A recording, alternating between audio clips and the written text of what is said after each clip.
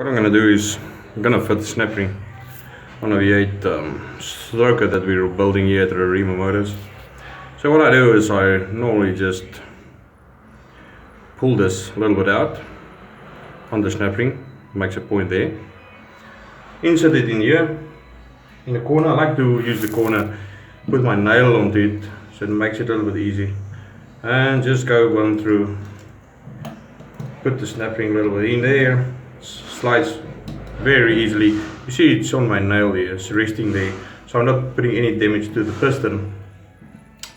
And yeah, it's quite easy to put it in, no tools needed, nothing, just let it slide. It will do its own thing and go inside there, and then it clips in very nicely.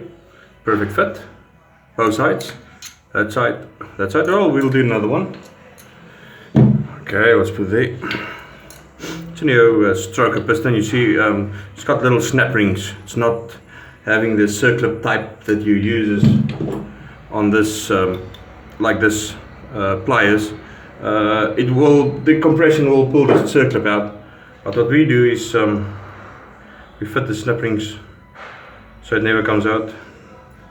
It's a very good idea that Americans did. So pull it like that, makes a little point there, make it easy. Just fit it in there on the corner. I'll show you now.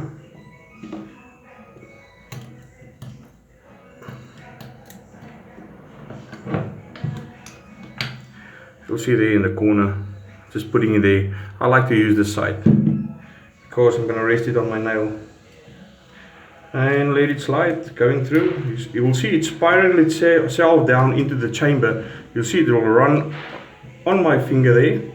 It goes round and no damage whatsoever at the piston. And yeah, nice and perfect fit. There you have it. Let me know if there's anything else you need from us here at Rerima Motors. Thanks guys.